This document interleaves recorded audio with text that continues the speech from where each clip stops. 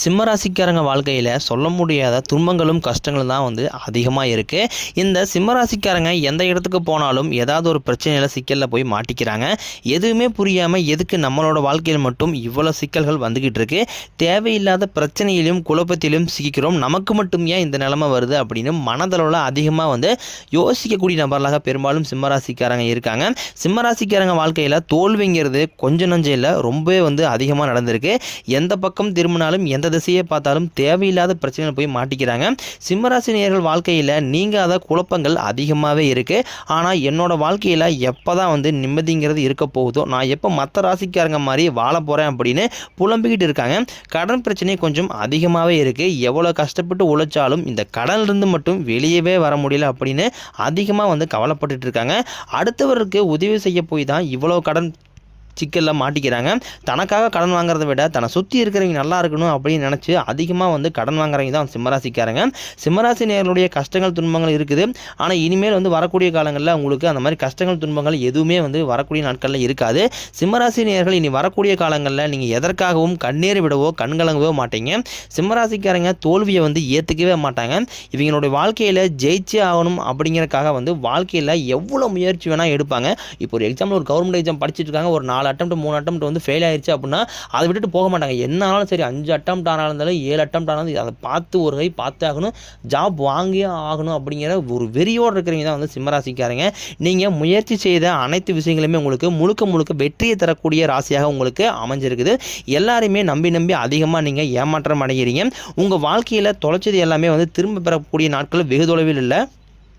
சனி பகவான் 7ஆம் இடம் என சொல்லக்கூடிய கண்டக சனியாக இருந்தவர் அஷ்டம சனியாக உங்களுக்கு வருகிறார். சிவனின் தயவு இருக்கிறதுனால இந்த ஆண்டு உங்களுக்கு பக்குவமாக நீங்கள் கடந்து வந்துடலாம். பெரிய ஆபத்து எதுவுமே இருக்காது. சிம்மராசிக்காரங்க எவ்வளோ பிரச்சனை வந்தாலும் ஈஸியாக அதிலும் தப்பிச்சு வந்துடுவாங்க. 7ஆம் இடத்துல சிவனின் துணை இருக்கிறதுனால கெட்டது எதுவுமே உங்ககிட்ட சிவன் வரவிட மாட்டார். அஷ்டம சனி வந்திருக்குது. இனி சிம்மராசிக்காரங்க வாழ்க்கை முடிஞ்சு போச்சு அப்படின்னு நிறைய பேர் நினைப்பாங்க. அஷ்டம சனியால் உங்களுக்கு எந்த ஒரு ஆபத்துமே கிடையாது. கடந்த ஆண்டு கசப்பு, வேதனை, ஏமாற்றம் எல்லாமே நிறைய சந்திச்சிருப்பீங்க. இந்த ஆண்டு உங்களுக்கு படிப்படியாக எல்லாமே குறைய போகுது. எதையுமே நீங்கள் சிந்தித்து செயல்பட வேண்டும்.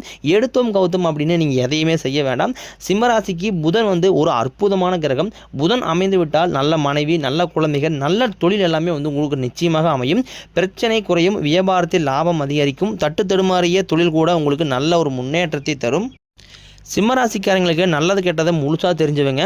சுக்கிர பகவானை ராசி அதிபதியாக கொண்டவங்க. ஒருத்தன் வாழ்க்கையில் கொடியேட்டி பறக்கிறானா அவனை பார்த்தீங்கன்னா நம்ம என்ன தெரியுமா சொல்லுவோம், சுக்கிரன் உச்சத்தில் இருக்காண்டா அவனுக்கு அப்படின்னு நம்ம சொல்லுவோம்.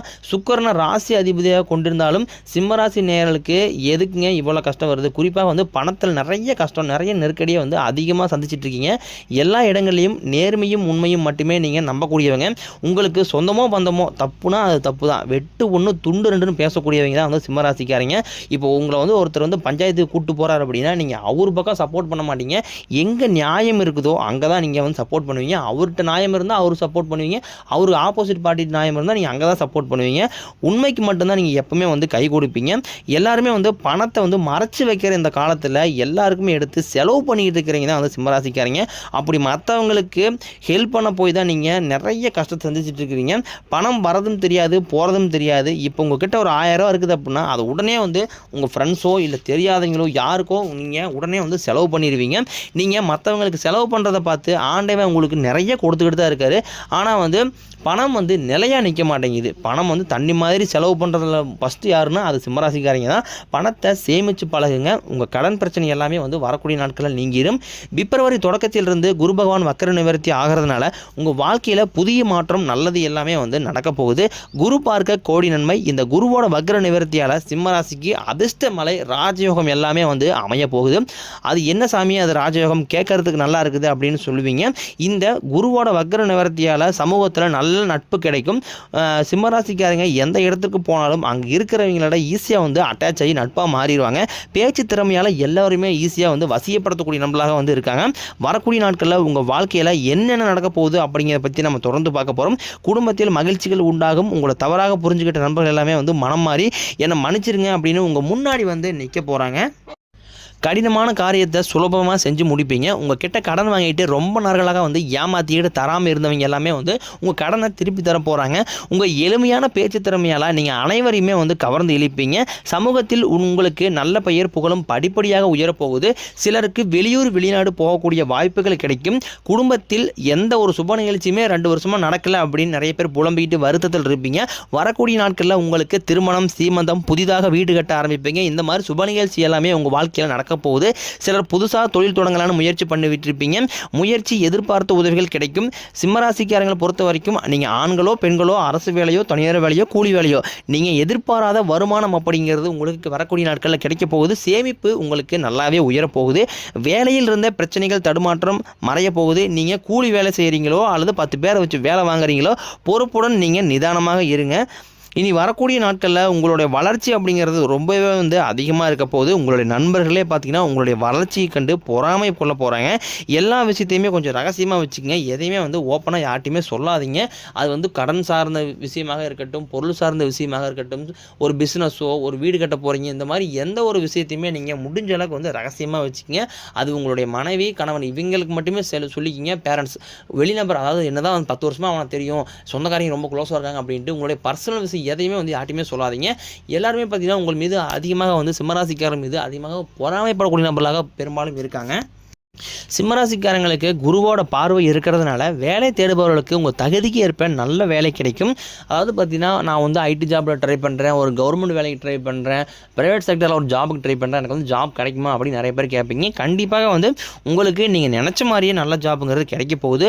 கோர்ட்டு கேஸ்ன்னு கிட்டத்தட்ட ஒரு 3-4 வருஷமாக அந்த கேஸ் இழுத்துக்கிட்டே இருக்குது. எனக்கு சாதகமாக வருமா வராதானே தெரில சாமி அப்படின்னு நிறைய பேர் கேட்பீங்க. கண்டிப்பாக வரக்கூடிய நாட்களில் அந்த கேஸுங்கிறது பார்த்தீங்கன்னா உங்களுக்கு சாதகமாகவே தீர்ப்பு வரக்கூடிய நாள் இருக்குது. சொத்து பிரச்சனை உங்களுக்கு சாதகமாக இருக்கும். தொழிலில் இருந்த தடைகள் விலகுவது மட்டுமல்லாமல் தொழிலில் நல்ல முயற்சி உங்களுக்கு வெற்றியாக அமையும். சனி பகவான் பார்வை உங்களுக்கு நேரடியாக இருக்குது. வருமானம் பல வழிகளில் வரும்.